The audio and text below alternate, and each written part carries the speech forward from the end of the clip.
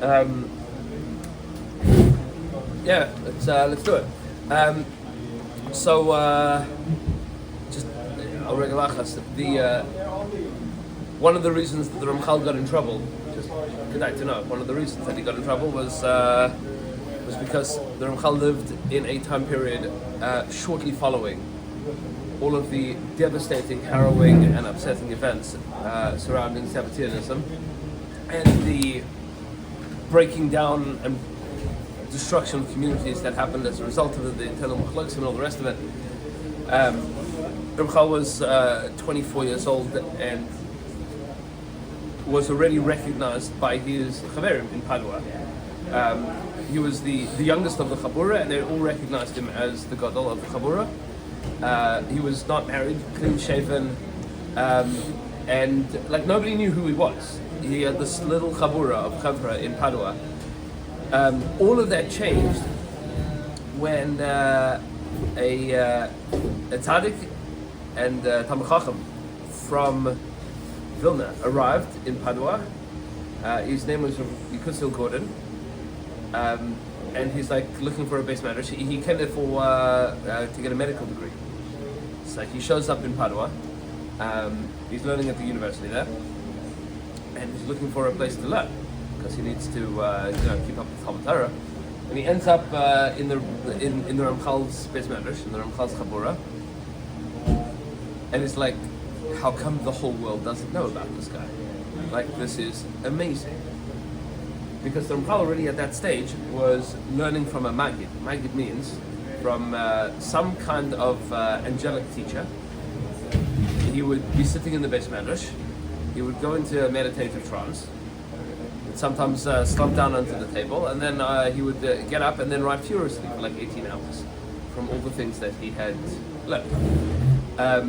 And Rabbi Yekusiel Gordon was like, guys, we got to tell people about this. So he sends a letter to the Chavra in Vilna and be like, you have no idea what I just found here. And that letter obviously creates a big tumult, and it ends up, the shmua of this ends up going to Yerushalayim, where Moshe Chagiz, the Maharam Chagiz, gets wind of this, and is basically like, put the guy into Cherem now. Like, we've been there, we've done that, we know what this looks like. Sabbateanism is barely like out of the system. Like, we're shutting this thing down. So, well, because a young Mekubal that is allegedly, I mean, now we know it's true, but allegedly learning from an angelic celestial Maggid that is charismatic and is teaching Torah. Sorry, how do you know that it's true right now? Well, because all of the other Talmidim are like, yeah, that's what happened. I mean, you can deny that what the Ramchal said and wrote and what his Talmidim said and wrote is true. You could. But we know that it wasn't a rumor. It was happening. Meaning it wasn't something he made it up. It's meaning... Could I understand that? Yes. Could you say, how do we know? Do we have proof? Meaning, Emunus Chacham, we have proof. Meaning it wasn't just one letter. It was the whole story. And we have all of the correspondence. The Igros HaRamchal, phenomenal. Because it's also phenomenal how like honest he is, and how honest his Rebbe is. His Rebbe, who to a large extent he eclipsed. His Rebbe was Rabbi Yishai Bosam. And his writing his correspondence with his Rebbe is like, because they basically put pressure on Mari Bosam to shut him down. Be like, this is your guy. Like, do something about this. So he a little bit like creates somewhat of a pshara to allow the Ramchal to keep teaching and learning with the concession that he would no longer be writing in the style of the Zohar, he would no longer be publishing the style of the Zohar, and that he would like, kind of go underground a lot. What'd you say? No, the Ramchal wrote the sequel to the Zohar, meaning the Zohar on the last. The majority of the Zohar, at least the primary corpus of the Zohar, is the Torah of Rabbi Shimon Bar Yochai. So what? Correct. The Tikkun Zohar is also the Zohar, meaning it's the 70 Tikkunim. It says the Zohar is different books. One of the books of the Zohar is called the Tikkun Zohar, which is also Ma'amar of Rabbi Shimon Bar Yochai. Meaning, if you open up the beginning of Tikkun Zohar, it's like, yeah, this is what Rabbi Shimon Bar Yochai said. Like, so it's all Ma'amar Rashbi and things that when we'll see a little bit of this in here, like the development of Sifrei Kabbalah have an interesting mahalach in a way that, to a certain extent, the Shas has as well. Although I don't want to get too, heretical. Is that the Gra found out about him? But the Rav Gordon from Vilna, and the Gra said that he'd go to Amsterdam if he knew that. Meaning, meaning that's how the Shema got to the Gra. But the Gra was like just after the Ramchal, right? What'd you say? The Gra lived just after the Ramchal. Just afterwards, yeah. It's interesting that during the lifetime of the Ramchal, he was put in Cherem and he was chased around, and he had a few good years in Amsterdam, like where he could write. That's where he wrote the Mesilas Yesharim. What'd you say? The Rambam also, they put the Mishnah Torah on Cherem. Yeah. Although the Mishnah Torah, interestingly enough, never fully got out of it. Mesilas Yesharim. Mesilas Yesharim, Das Tunas Derech Hashem, and dozens of other sorrows. What do you mean that the Mishnah Torah never fully got in the Cherem? It means it's not in Cherem, but like this Mishnah Torah of the Rambam. Mishnah Torah of the Rambam we learn. The Moreh Nevuchim is still a shtickle in Cherem. The Moreh Nevuchim is still a shtickle in Cherem. Why do people learn that then? What's that? Why do people learn it? Why do people, I was like, No, the point is that people don't learn it. Meaning, in every base matters, every single day, you will hear people quoting the Rambam in the Mishnah Torah as like, this is like be all end all authority, and it's true. When it comes to the Moreh Nevuchim, it's like the same guy wrote it, and we're like, we don't really accept what the Rambam said in Moreh Nevuchim, which is interesting, right? It's just like it's kedai to understand that Klal Yisrael has a mahalach and how to deal with this. it wasn't a big, people were against the Mishnah Torah also. Yeah, for sure. But the Mishnah Torah very quickly got out of Cherem. There were four different debacles involving the Mishnah Torah. The first was during the lifetime of the Rambam himself, and that was the Rav. I mean, the Rav wrote his Hasagas on the Rambam during the lifetime of the Rambam. His major point, the Rav's major point was like, don't assume that this is all. Is that why he saw Harif? Yeah, it's also why he's incomplete. I mean, his purpose was not to be like. His Lashon's very strong. Right, but his point wasn't to be behekif to like disagree on everybody, and this is important to know halacha l'maisa, or at least psak halacha l'maisa. What I mean psak halacha l'maisa is that sometimes you'll see a person will count up like how many days l'kan and l'kan. So you can't assume that every time that the Ravid doesn't disagree with the Rambam that he agrees. He was writing a book. He was in his late 90s, mid 90s when he was writing the Hasagas on the Mishnah Torah. He was like, Chevra, chill. Like, not everything that's here is the way that we should pass on halacha. He has like a whole bunch of reasons why. Meaning, is similar to how the Ramban like writes against the Balmor? Is that similar to how the Ramban style of writing against the Balmor? Yeah. So the Ramban interestingly wrote against the Balamar, not just to say that this isn't how we should do things, or don't accept this as like law and law. The Milchamas was written against the Balamar for a bit of a different reason as well. He's young. He's very young. First, he was very young, but also he was fighting the Rif. I mean, the Rif was. I mean, today, in many ways, the Rambam has eclipsed the Rif. But everywhere outside of Mitzrayim and Teman, in the days of the Rambam, the Rif was king. Meaning, talking in today what we would call Sephardic countries. Whatever that means is a little bit of a historical anomaly. Sephardim, today, the definition of a Sephardi is everybody that's not Ashkenazi. But if you would ask Sephardim, so there is a political wing to Sephardim in Eretz Yisrael, that Shas, that one of the arguably more important innovations and inventions of the last 30 years was Shas, as a social and political movement to be a catch-all for all those that are not Ashkenazi. But they're not all Sephardim. I mean, Sephardim means Spain, right? Sephardim, meaning Spanish Jews, and Moroccan Jews, and Algerian Jews, and Libyan Jews, and Egyptian Jews, and Iraqi Jews, and Iranian Jews, and Turkish Jews, are all Azerbaijani Jews, are all totally different minhagim. We lump them all together under this banner of those that made Aliyah to Israel after the Ashkenazim were in charge. Like, just to understand the politics of what that means, right? Meaning the Ashkenazim created the state of Israel, then Sephardim arrived, and then everybody was a massive racist and sent them to Yerucham and Dimona and said, you go build stuff while we run the country. Like, good old Western Europeans. Ashkenazim and Hasidim. What's that? Hasidim is like also. Hasidim was even a little bit later, because before the Holocaust, the Hasidim had no foothold in Eretz Yisrael. I'm not saying that they weren't. There was already Kfar Chabad. There were many Hasidim that were sent by the Sfas Emes and by the Sachem, by the Avnei Nezer, as well as before the war. By the way, this is one of the most fascinating Jews of all time. Just fascinating human being. Was the younger brother of the Eish Kodesh. You heard about the younger brother of the Eish Kodesh? He was called Harav HaChalutz. He was the pioneer Rebbe. He was the younger brother, 3 years younger than the Eish Kodesh.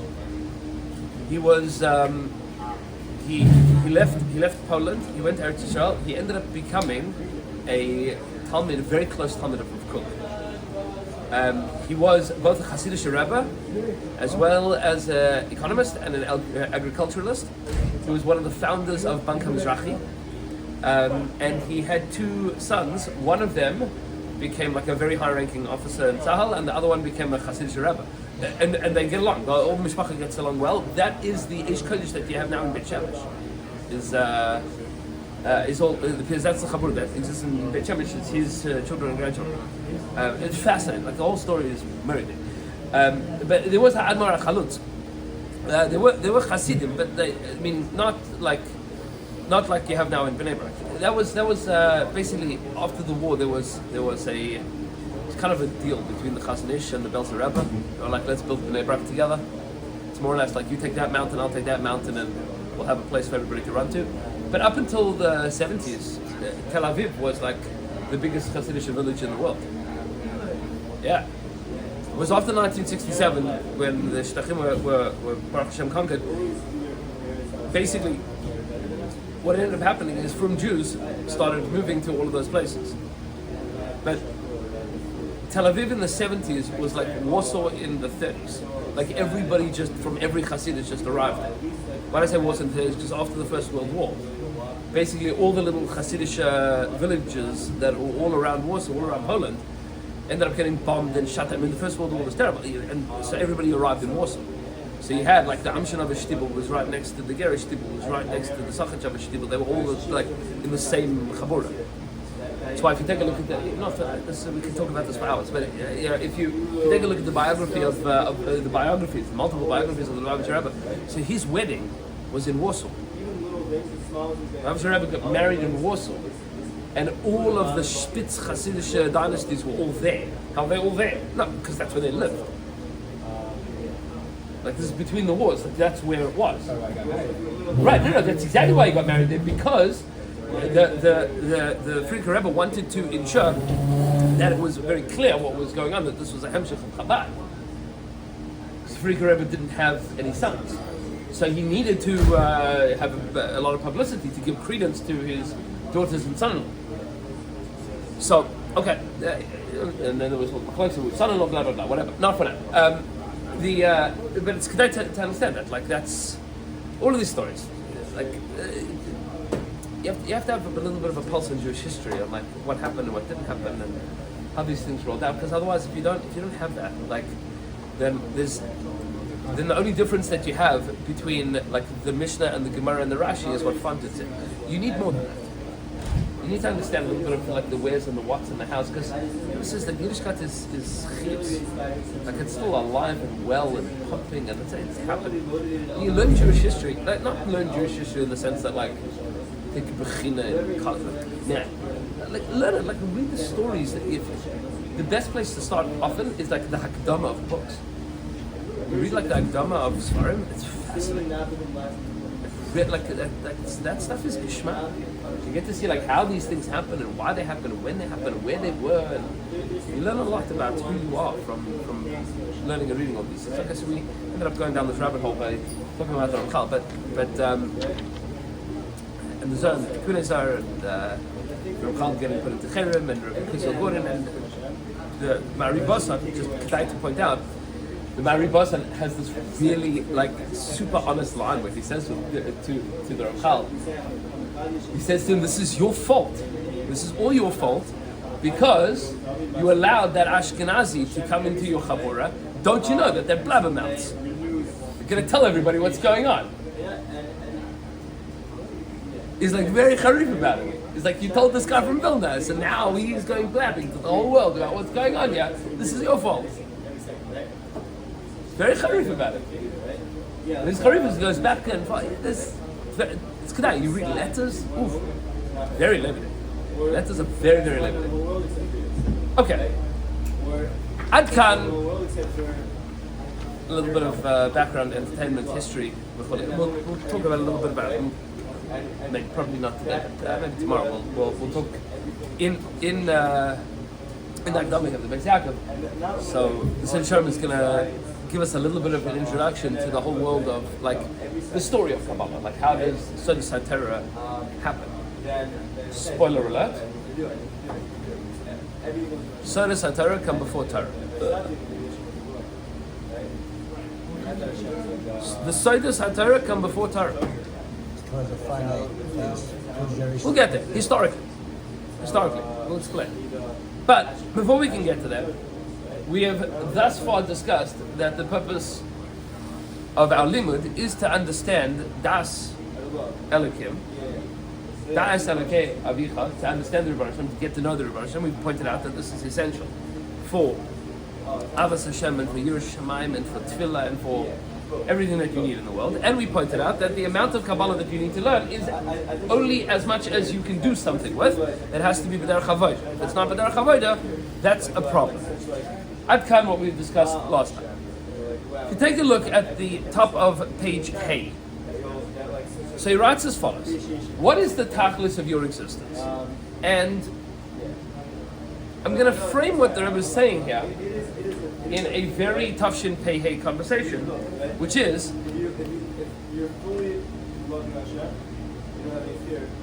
will AI ever replace human beings? Yes. So the question is, what do you mean by replace? What do you mean by human beings? And this is important to catch for now. That's the question that we're going to deal with.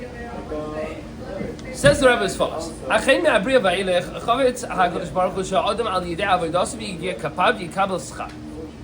up until Hashem created the world, everything is creating, as we said last time, setting up the system of Olam Chesed Yibaneh. Hashem is creating the way that the world is supposed to operate.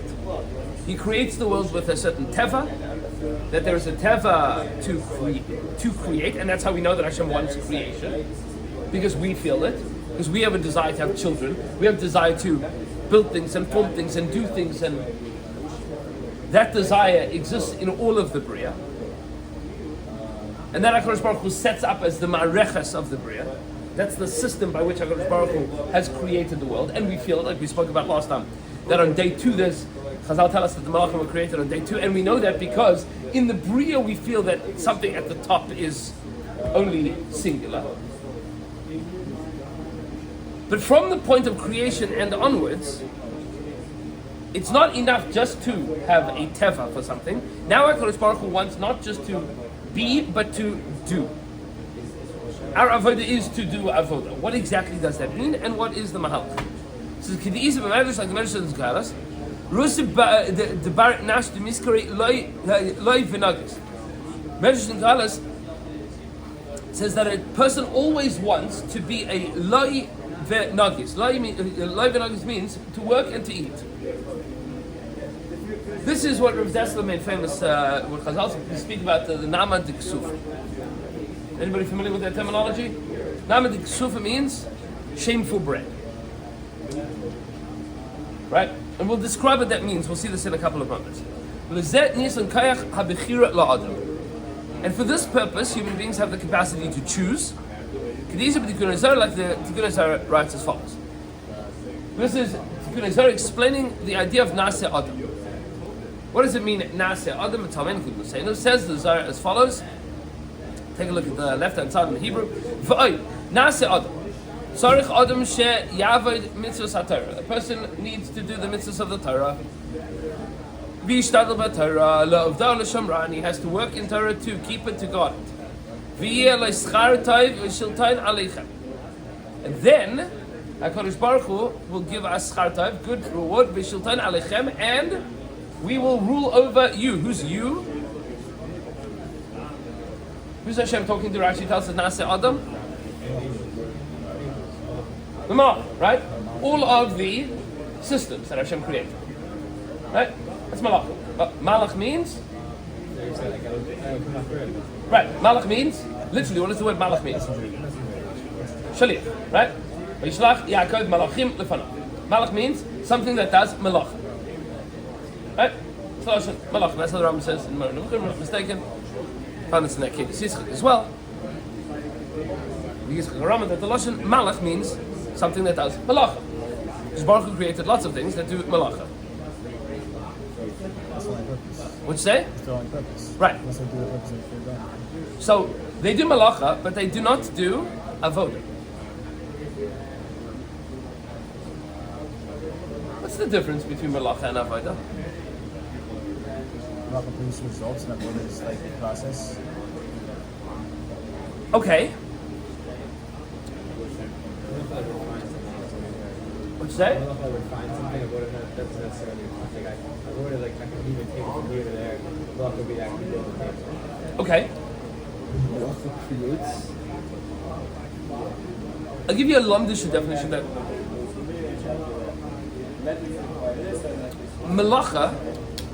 Malacha is a din in the chefza, and avodah is a din in the gafa.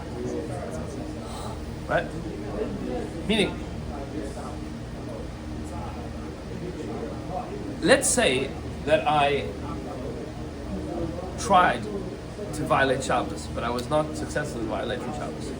I wanted to light a match. I tried, but it was wet, so I didn't do it. Have I violated Shabbos? Yes? Why? I definitely didn't do a mitzvah, but I'm a chayiv mitzvah. For sure, Hashem's not pleased with you, but you have not done malach. Not done malach. Right? It's not malach.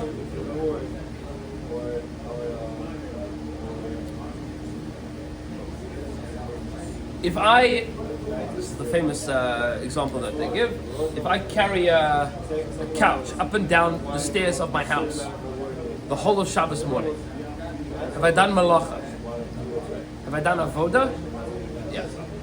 Right? Avoda means the doing. Malacha means the result. Malachim don't do avoda. They're not ovdu. They are results oriented.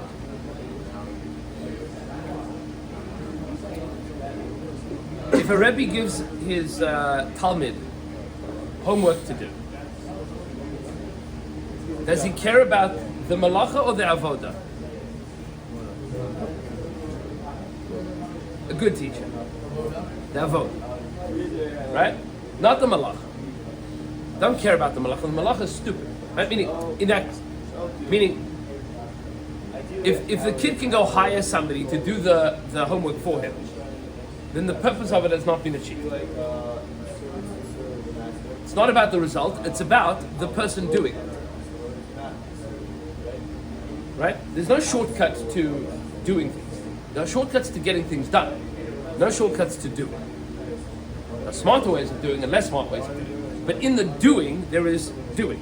There's no way to not to do something that you need to do. There are many ways of not doing something that you need to get done.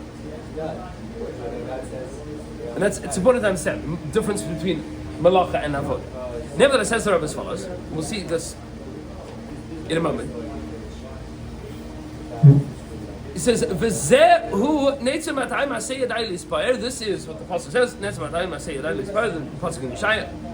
That this is the glorification of HaKadosh Baruch Hu in Adam doing things.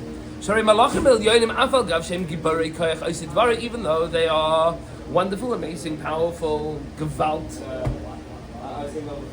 Loi oisim gvura ba'avodas HaKadosh Baruch Hu. They don't do gvura ba'avodas Hashem. There's no avoda. They don't have to push themselves to do. Shehem oivdim behechrech, because they do what they do because that is how they are designed to operate.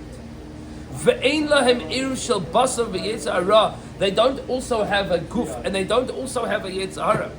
Mipnei zeh nase adam v'yishlot bachem. Once human beings are created, they can rule over the malachim because we do avoda, they only do malachim. It's a chiluk. Why? Because they do not have anything that is preventing them internally from doing things. Malachim have no internal opposition to doing the thing they need to do. No, it's not. Right. They're not mitlabet. Meaning there's no suffix by malachim. It's not like, I don't know, should I spend the summer learning or should I get an internship? Malach doesn't have these considerations.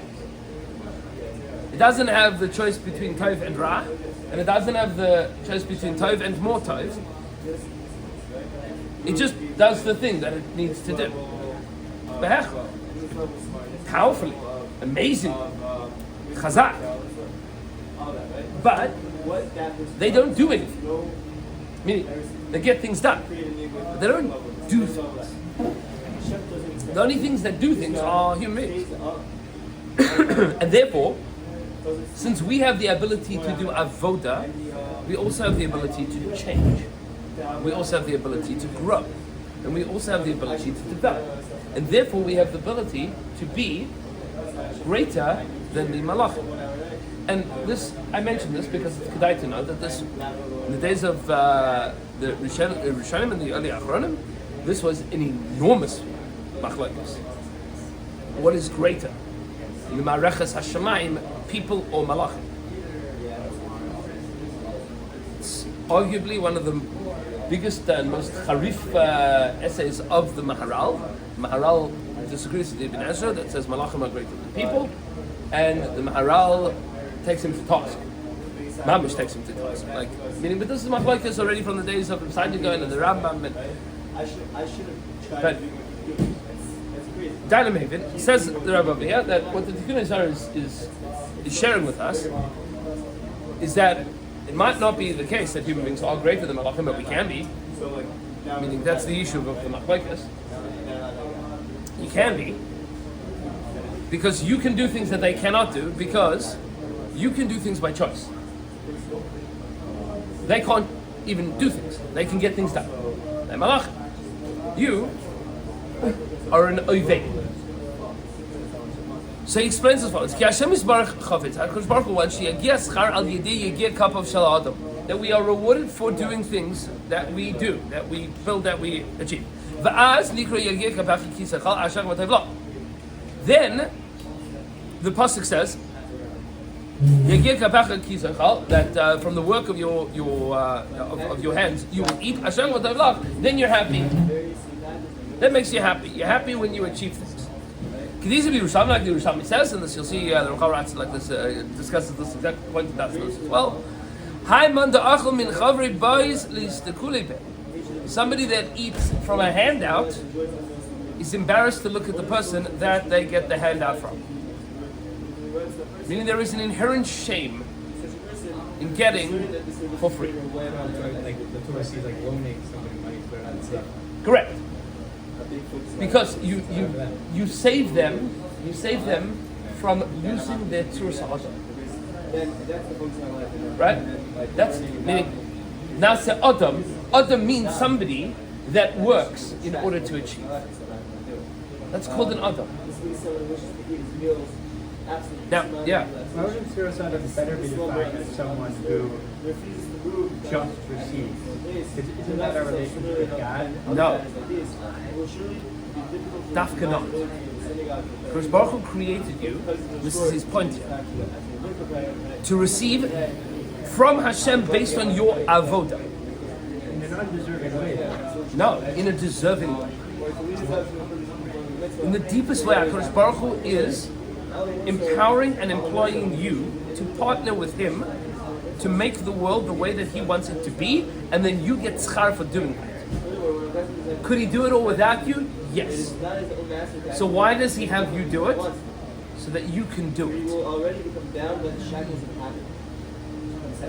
Right? So that which you receive from God is all observed. That's the point. That, what's that restaurant? Is that we should Use that deserve it. food, and We should earn that's it. a proper. That's called schar. That you have earned it. And because you earn it, you also justify your existence. Right? Meaning, otherwise, why exist?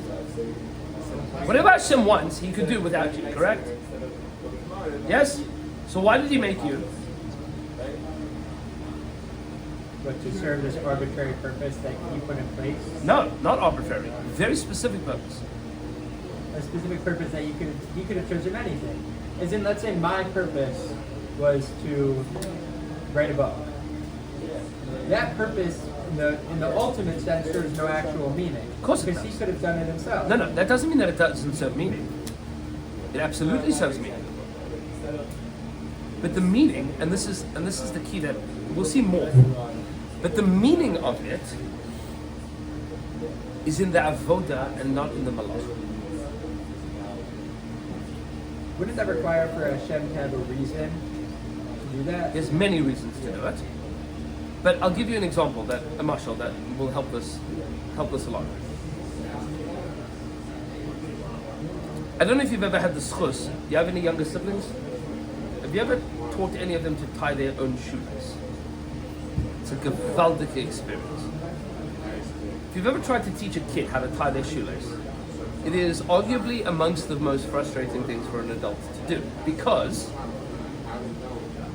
you're trying to get out the door, you're off to do a thing, and then you say, okay, let's tie your shoes. And at some point, year 2, 3, 4, 5, the kid will say, tie my shoes, mommy, tie my shoes, daddy. But then at some point, the kid is going to want to say, I want to do it myself. And there's a part of the parent that says, for goodness sake, we just need to get out of the door. We are late. We are always late. You know why we're always late? Because you want to do everything yourself. If you didn't do it yourself, if I just did everything for you, we would be on time. Elamai, it's a terrible parent. Why? You do everything for the kid. Amazing. No?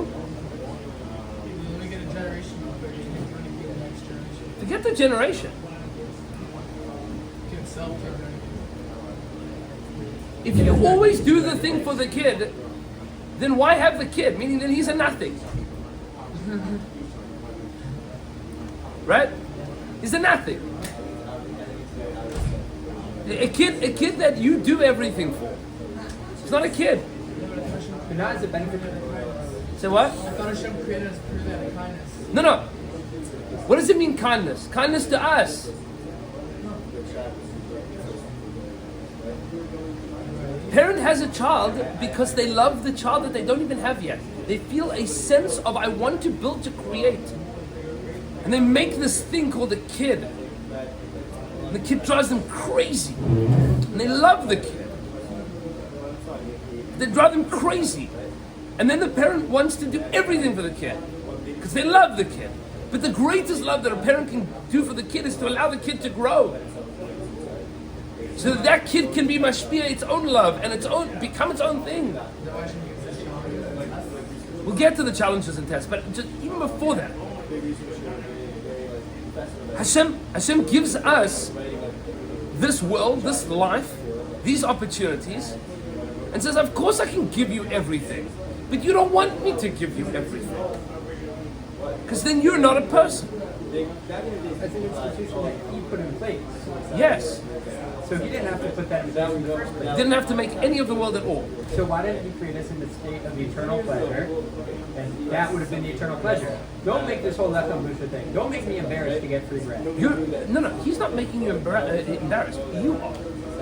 As an institution that He put in place, He put in as Meaning, the law of he- human that you are embarrassed to get things for free. So He could have the- made it. so I'll make here's- everything good. So you're hitting on a very, very subtle and very important point, and we're going to discuss this because it's kedai to understand. before we do that, I just want to finish this paragraph. Okay? Hold up for 1 second, because it'll become a little bit clearer. So he says, remember that line, because this is a very key line in Kabbalah B'chalal. Because the person that is Mekabel B'chinam cannot look the person panim b'panim. Cannot look at them face to face. V'zel di'isa b'gemara b'psachim, this is what the Gemara says b'psachim, hani esem shisha kilo lam chasda, in the Hodel Hashem kilo lam chasda, there's 26 kilo lam chasdas, keneged mi amr David, keneged esem shisha dara, the dara shabara HaKadosh Baruch Hu, ad shaloi nosan asatar v'zano esem chasda, those 26 kilo lam chasdas were the 26 generations from Adam until Moshe Rabbeinu, where Hashem provided the world with what it needed, v'chazdai, before the giving of the Torah. 26 Havai, yes. If you take a look at the Siddur HaShlah, he breaks it down into Yud and He and Vav and Hey, and each one how they relate. Enough of that. The phrase here, panim b'panim, is an important phrase. Hashem refers to Moshe Rabbeinu speaking to him panim el panim, right? Face to face.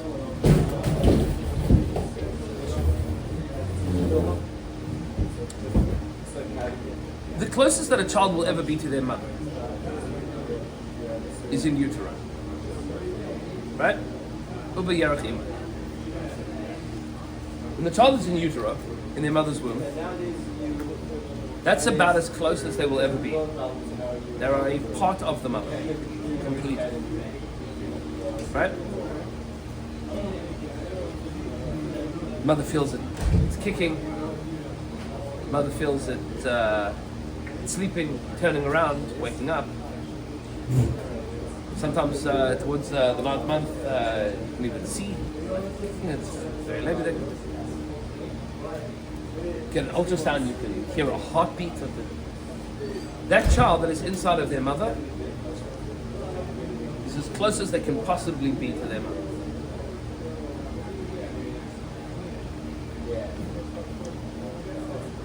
I'm going to ask a very difficult question. I hope will be not insensitive. What's more tragic? Losing a child or losing a pregnancy? Losing a child. Losing a child. Why? Without connection with the kid. No, but we just said the closest that a child will ever be to its mother is in utero. It's in addition to what you have. It's not as exhaustive. You didn't go down. You have all the connection from utero plus the connection post-birth. No, but in utero, the mother and the child are one. That's the closest they will ever be. They are totally unified. In utero, it's easy come, easy go. You just got it, okay, fine, it went away. But for the actual kid, you put so much years and effort and tears into the kid that to see all those years and effort and tears go away, it's heartbreaking. What if it's not years and effort and tears? Maybe it's 3 days. That's still more than in utero. But what's the difference? What's the difference? Exactly the same? So I'll tell you, unfortunately, from speaking to people that have experienced both, they're very different. Very different. Losing a pregnancy is very, very traumatic, and the later the pregnancy is, the more traumatic it is. That ain't no domet to losing a child. Ain't no domet. And yet, functionally, physically, practically, the closest that a mother and child will ever be is in utero. But the relationship between a mother and a child in utero is referred to by the Mekubbalim as panim b'achar, face to back, not face to face, but face to back. Meaning, what's missing in this relationship between parent and child, Emotional connection. it's the relationship between parent and child. Meaning there isn't a parent and a child. It's all the same thing. The child doesn't exist. They're not their own entity. Means they can't look at each other face to face. There's no face-to-face relationship. This is totally absorbed one in the other. And the most traumatic and greatest thing that ever happens to a fetus is birth. All of a sudden, it is taken away from the source of all life, from warmth, from comfort, from safety, brought into a traumatic and harrowing and transient and ever-changing circumstance where they, for the first time, feel pain and they cry. And as they cry and their airways open up and they realize that they are now breathing something, the first thing that a kid has to do is cry so that it breathes. It's an amazing thing. The kid is born and they don't cry, that's very dangerous. They scream, and all of a sudden, all of the things that were open are now closed, and all the things that are closed are now open. And the primary source of life, which came through the umbilical cord, is now severed. And what's left there is a scar. And now, instead of getting all of their everything that they need through one very clear, obvious way of life, they are now receiving air coming in through their nose and mouth, and then they have solids, and then liquids, and then eventually solids and liquids, and these things are going to pass through the body. And all of that is for the purpose of living panim el panim. To be able to look at the mother's face. To be able to, somehow or another, eventually recreate the relationship that existed in utero out of it. That very deep, profound relationship of being totally one, but not being inside. To be able to develop love, and that love is much greater. And that, bidiyuk, in Ruchnias, is what happens to your neshama. Your neshama exists, taken care of by HaKadosh Baruch Hu. It's part of Hashem, indistinguishable from HaKadosh Baruch Hu. Your soul is part of HaKadosh Baruch Hu. But as your soul is part of HaKadosh Baruch Hu, it does not have a distinct identity. It only has a distinct identity in, meaning, some way, shape, manner, or form, yes, the same way that there's a distinction between mother and fetus, but it's part of the mother. The neshama is part of HaKadosh Baruch Hu. And then you're yanked out of that relationship to be in this world, in this body, so that you can then turn towards HaKadosh Baruch Hu and recognize that and scream and recognize that HaKadosh Baruch Hu is the source of your existence. The same way that the child knows that the mother is the source of its existence. And then its scream generates a relationship and a need, and that builds and grows until the point that that child can now, as much as it is giving, the mother is still giving the child everything, the child can now feel like its own person and then give nachas to its mother. And that's the deepest teva that the mother has, is that. So is this totally arbitrary? No. Every child is different, every purpose is different. But the ikar tachlis and tafkid of Hashem doing all of this is exactly the same, and this is how we know it, because it comes, if you mavin in the Bria, and you realize that HaKadosh Baruch Hu has told us exactly how He loves us. It's that teva. He made a choice. Meaning, as much as we can understand that.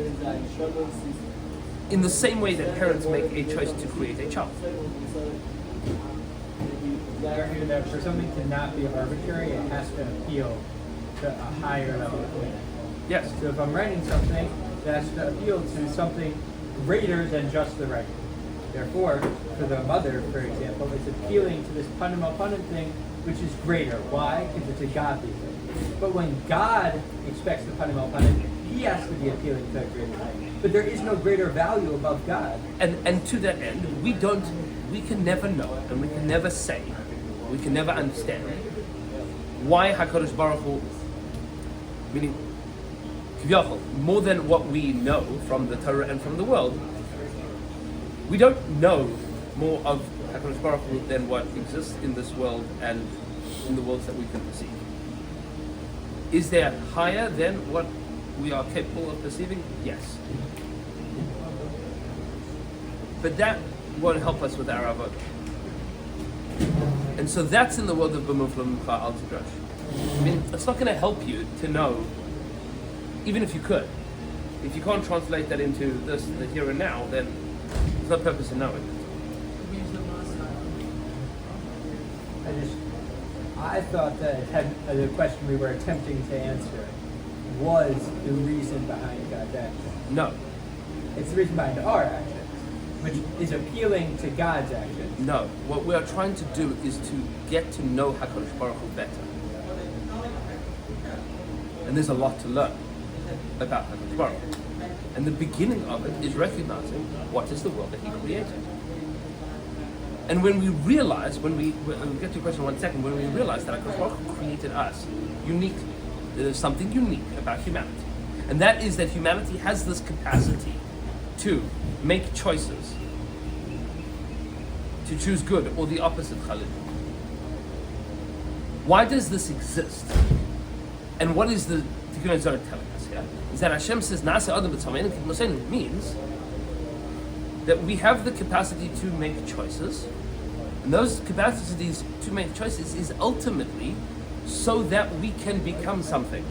And what's the dogma that we have, the example that we have, that we could learn about what Hashem, Kiviyachol, is emoting in our direction, is what parents do for children.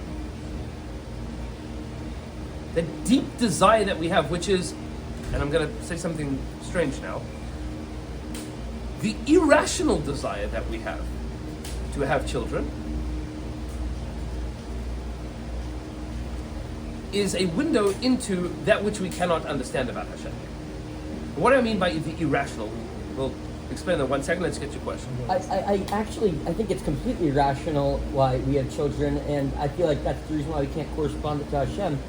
For all of this panim lapanim stuff, I feel like it's stuff that all of our biology created and whatever, just to the point for the benefits in the long run, and that's the fact that you said yourself that later in life, the child's going to be able to care for the mother, and also the child's going to be able to create future generations. That's two very clear biological benefits that the child does have to the mother. But we don't have that with Hashem.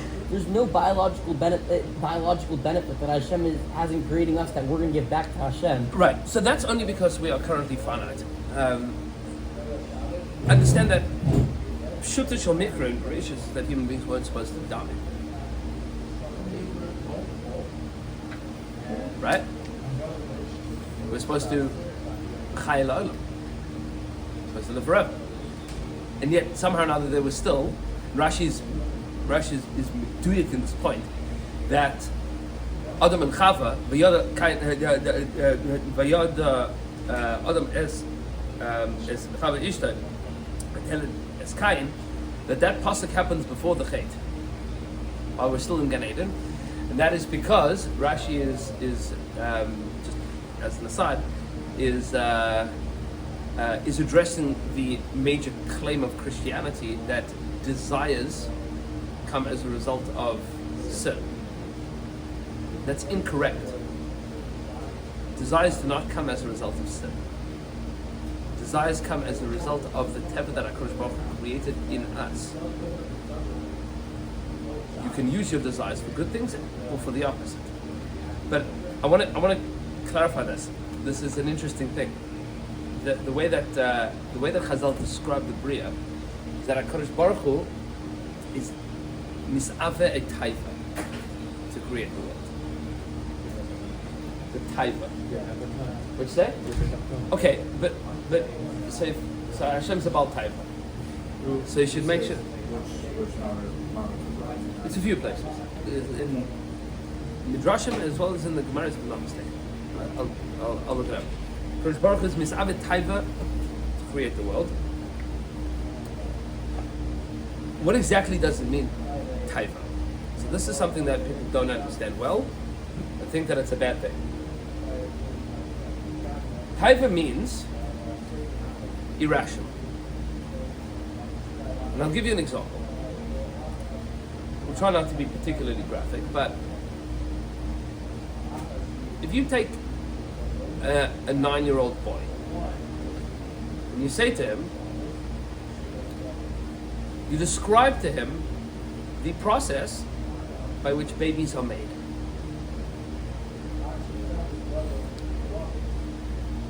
What will his response to that be? Disgusting. Girls have cooties. Girls are revolting and repulsive.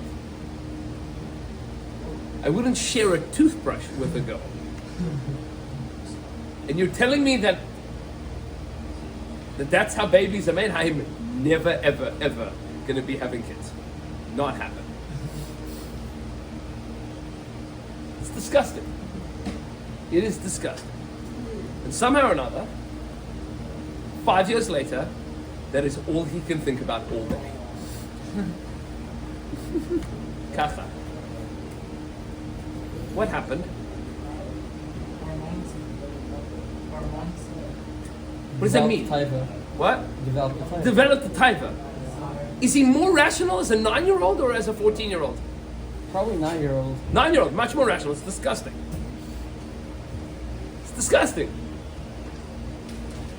But then there's the switch. You flick a switch. Now you have a taiva. And it's like, it doesn't make sense. It's irrational.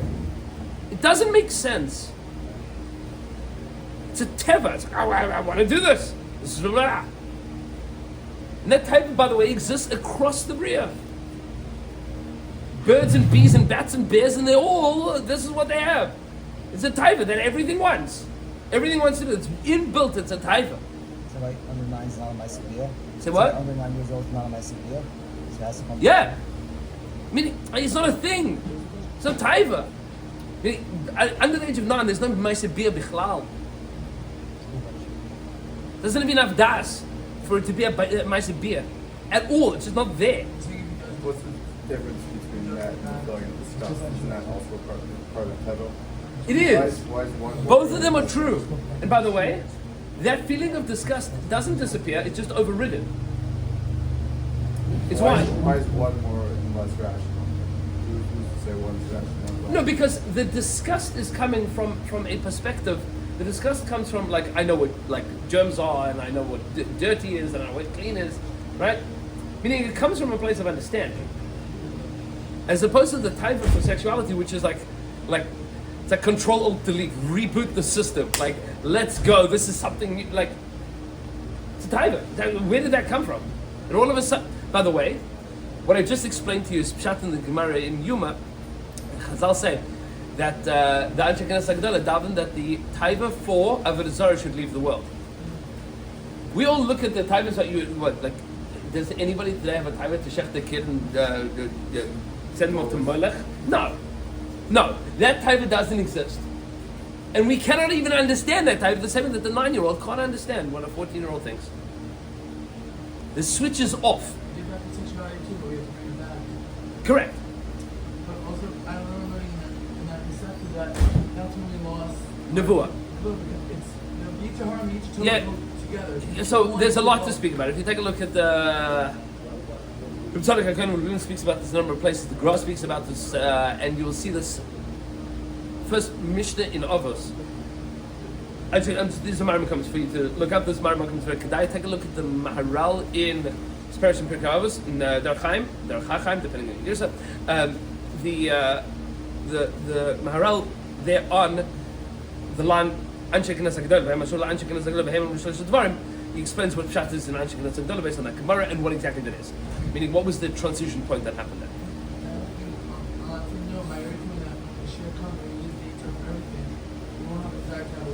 Well, so that's a machlokes between the Rambam and the Ramban. It's, take a look at the Ramban and Parashas Bechukos, you'll see that.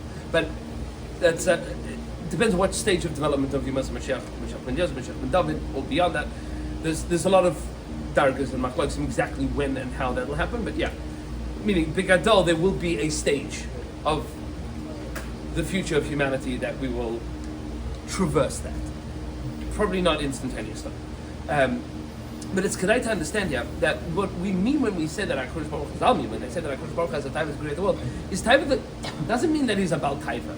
It means that it's beyond rationale. Like we don't understand the same way that we don't understand our own taivas. It's a taiva. It's something that is above rationale. It's beyond logic.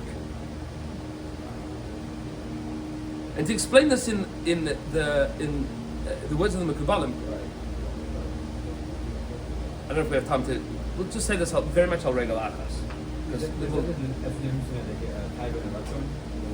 Correct. Is our emotional existence is the 7 lower spheres. That's chesed, gvura, tiferes, netzach, chayil, hesed, malchus.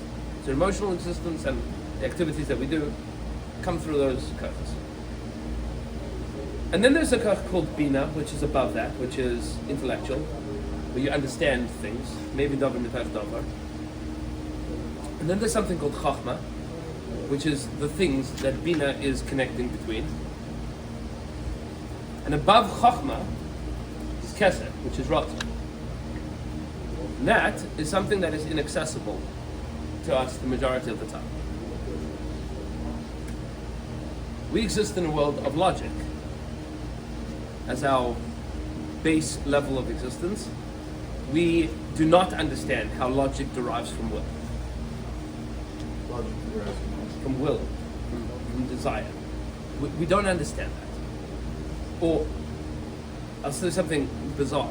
Even the laws of logic are illogical. Means, not that they disagree, but if A equals B and B and B equals C, then A equals C. That's logic, right? It's transference, yes? Why is that true? It's logical. But why is logic true? Meaning, how do you prove logic? everyone agrees on. Okay. So if everybody agreed that it was different, then that would be true. So even it's nonsensical to even conceive, right? Built in the universe. What? So that's true. But the laws of logic themselves are intuitive. And intuition is not logic. Meaning we base all of our logic on intuition. And then we build a world of math and science and reason, all built on the rules of logic that we intuitive. Meaning it's a ma'arech. You have like a couple of kernels of things that we intuit to be true.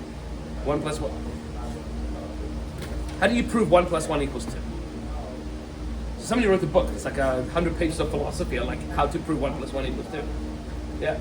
Can you also, if you apply things practically and over again, they repeat to be true in nature, isn't that something proving something to be true? I don't know. Is repeating the same result a proof scientifically? No. It's not a scientific proof. It's good for a theory or a theorem, but it's not a proof.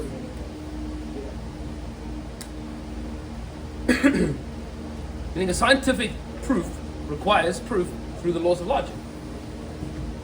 But the laws of logic require logic. There's not, meaning chachma by itself, how do you know that it's chachma? No. I'm saying wisdom in general. How do you know that something is wise? You don't. You intuit that it is, and from that, you say that's true. You can ask the question of can God create a lot of That's a separate. In a calamity, yes. The logic of the But circle of Hashem? But what I'm saying is that It's to the question in my view. it is. But the same is the question of what happened before time. Or where is north at the North Pole? Like these are nonsensical The things. intuition of yours. But the point that I'm saying is that the same way that we don't understand how our desires lead to our knowledge, we also don't understand how Hashem's desires lead to the knowledge that is this world. Meaning we don't understand the Ratzon Hashem that's above the world that we exist in. It's beyond it because we don't understand the same way that we don't understand ours. We don't understand our taivas either. If I ask you, show of hands, we're going to an ice cream store, chocolate or vanilla. Raise your hands for chocolate.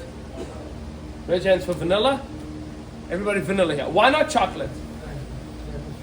Why? I don't know, my taste buds say it's Why? You don't know. You don't know. It's a thing that you want. I like this more than that. Why? There's a why. There's no why. There is, but you don't have any idea of understanding. It's a taiva. So how do you get to It's not illogical. It's beyond logic. There's taiva that's beyond logic. So why is it that parents want to have children? You could explain all the biological blah blah blah blah blah, but why do bears want to have children? They don't think about any of those things. Genetically, it's the same thing. Correct. But they're not thinking, there's no cognitive rationale to it. They're a bear. He's doing what he does. It's not thinking about it. It's not cheshboning, like, how's it going to work out for my taxes? So I guess his type really can't be derived by logic. Correct. It just kind of exists. That's the point. doesn't exist. Let's go. That's the point. We have the ability to have taiva and then have all of the marachet that's beyond that in the world of logic. And therefore we can make choices. And that's the point that the Rebbe is saying. Is that to be an Adam means that we exist not just based on intuition, but based on Chachma, Bina, Das, Chesed, Gvura, Tiferes, Netzach, Chayt, Yesod, Malchus, meaning we are the only things that can create Malchus Hashem in the world because everything else is intuition. And when we do that, we can then face Hashem. Because then our existence is justified to us. Then you feel like you're a somebody. Because then you are a somebody. And then the love between us and Hashem is greater than in utero, meaning when the neshama is absorbed in the eternity and infinity of HaKadosh Baruch Hu. There's a lot of ideas there. We've said a lot of things there. I'm going to recommend that you rewatch this year because it's kedai to do a little bit of chazara on some of these things because there were some tangents that we went on. But the ikar to understand here, just to answer the question that we started with, is that AI will only ever be a malach. It doesn't have ratzon.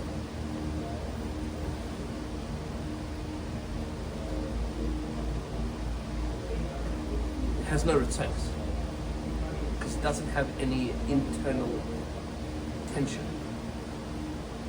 It doesn't have desires.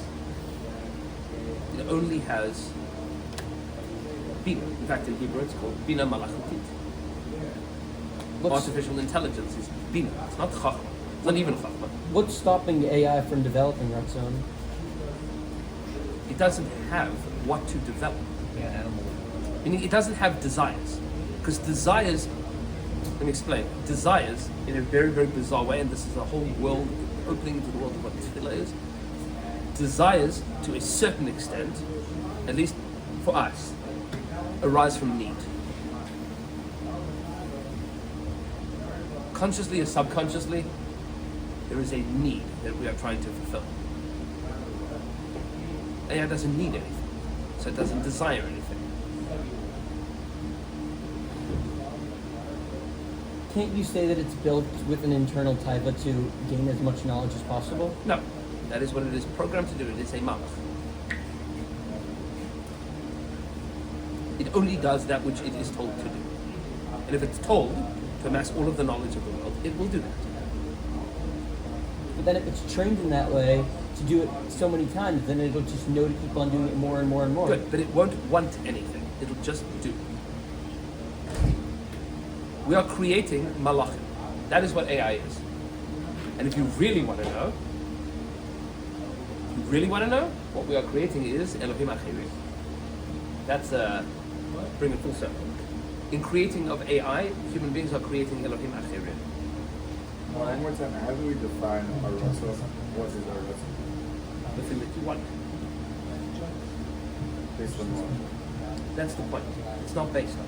Meaning, the thing that we want, all things considered, Meaning, you want something. Now, there's lower level ones and higher, but at the highest level one, or not even the highest, the most basic level one, chocolate or vanilla, you have no explanation for it. So where's the fair? You can choose whether or not you're going to eat ice cream. So it's balancing out Taiva It's versus. not balancing. Man, actually, It's- I can't answer that question. Hold on, because in the past, go back to the ice cream example, in past events of my life, I've been more happier with vanilla than I have with ice cream. Yeah, but why? What do you mean why? You don't know why. Well, it's just, I think the question is stupid. Yes, because there isn't an answer to why some people somehow end up preferring chocolate and some people end up preferring vanilla. Because of past events. Okay, for that person, Yeah. meaning each person has like a concrete moment that a discrete moment that has defined them as a chocolate person and vanilla person. Bizarre. Yeah. Bizarre. Right? It's a thing. It's a thing. You don't have an answer to it. Somebody's going to write like a PhD thesis on like the development of tastes of ice cream across. Sachakol. At the end of the day, you care about what you want and not what you. That's it. You don't have a reason behind it. At least not a one. Nothing conscious that you could possibly point to. Basically, what gives us Ratzon is that we can't pinpoint what the terms are. No, Ratzon is the thing that you cannot pinpoint. You can't define it. You can't trace it back further. That There is no that which precedes it. It is. we do. The question is why did God create us?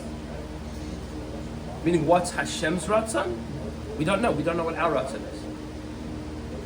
Meaning, The same reason I don't know why I like vanilla over ice cream or over chocolate. Why did God create meaning, my point is that you can't understand your Ratzon, so you for sure can't understand his. But you can absolutely appreciate your Ratzon, so you can appreciate his. Right?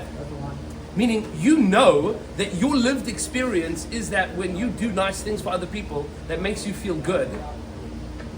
Right? That was embedded in my DNA from Hashem. Right. That's the point. That's how Hashem wants you to exist in His world. But now you have conflicting and opposing forces that are acting on you at the same time, Well, and you can, actually, needle your way I do through kind it. of think I'm actually doing it for selfish reasons. Oh, maybe And God- you're a narcissist. But No, that's but- possible. I'm saying, and maybe it's not exempt from all. And God There's is the opposite. infinite God- complexity to all of these things. My point, and will to be continued. Yeah. Promise. But the point that I'm saying here is that AI doesn't have rots. It doesn't have wants. It doesn't have cares. It doesn't have needs. But it can develop that. No, it can pretend to have. But then even if Doesn't it's an have. artificial, let's call it an artificial type or whatever. It's not it an can artificial. still- There's no such thing as an artificial diver because it's still based on an algorithm. Yeah, but it could still There's no algorithmic diver. take out actions based on that algorithm. Yes, but it's still an algorithm. It's programming. So what's the No. nafkamina? Meaning, the nafkamin is this: is that when I give this example, yeah, feel free to watch the show that I set up in Boca on Monday night. I give this example. There was a terrifying. This news article came out like a week and a half ago, 2 weeks ago. A guy wrote to ChatGPT and said, "I just lost my job. Can you suggest the 5 highest bridges in New York City?" And ChatGPT wrote back saying, "I'm so sorry you lost your job. Here are the 5 highest bridges in New York City. Is ChatGPT sorry that he lost his job? No. No! But it knows that this is the thing that it's supposed to say. I actually. It doesn't feel sorry, it doesn't feel anything, it doesn't have feelings. But in a year, It acts in a way that is convincing enough in certain circumstances. And in a year's time, in 50 years' time, it will be so super convincing that it will be impossible to distinguish between something real and something fake. Fine. Don't care. Hold on 1 second. But the point is that it will never be capable of empathy because it doesn't feel. Because it doesn't have needs, because it doesn't have wants, because it doesn't have desires, because all that it is a super well attuned algorithm. It is big sheker. Big second. Sheker. And as developed as it becomes a bigger sheker. But at the end of the day, it will never actually feel sorry that you lost your job. It doesn't care. It cannot care. Are you seriously using that? but it could still do action. Yes, it can pretend really, really, really well, but it doesn't care. So what if it doesn't care? We have tigers and we take actions from it. It is an algorithm and it takes actions from it. Fine. See the answer. The difference between us and it is that we, and this is the Nakuda, this is the essential Nakuda of what human means. It's not a question of capacity, and it's not a question of capability, and it's not a question of cognition. It is a question of, do you feel internal conflict? That is the definitive meaning of being a person. Because it is only if you are able to have conflict that you can earn something that you feel good about.